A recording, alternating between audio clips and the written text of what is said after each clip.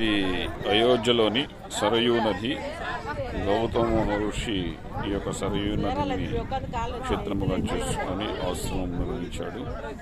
అయోధ్య రామచంద్రుడు జన్మించినటువంటి ప్లేస్లో సరయూ నదికి ఒక ప్రత్యేకత ఉంది.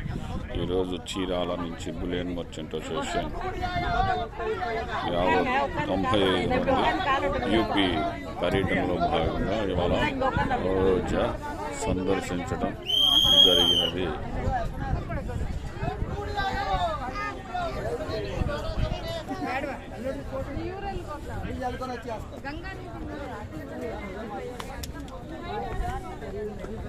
మీరు ఏ ఊరు నుంచి వచ్చారు? హైదరాబాద్ నుంచి. ఎవరి తరపున వచ్చారు? చుండూరు కృష్ణ. ఎలా ఉంది ఈ యొక్క క్షేత్రం? ఇది ఏంటిది? ఏం సరస్సు ఇది? సరయూ నదండి. శ్రీరాముడికి ఇష్టమైన ప్రీతికరమైనటువంటి సరస్సు అనమాట. ఇందులో వచ్చి స్నానాలు చేసేవాడు. ఆయన అవతారం కూడా ఇందులోనే సాధించింది. రాముడు లక్ష్మణుడు. రాముడు పట్టాభిషేకం ఇదేనా? ఈ ప్లేస్లో జరిగింది? రామ జన్మభూమి అంటారు. మీరు ఎన్నోసార్లు వచ్చారు?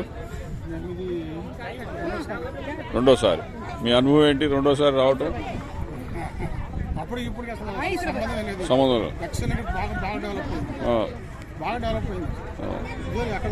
మీరు మొత్తం ఎంతమంది వచ్చారు? ఓకే సార్, ధన్యవాదాలు.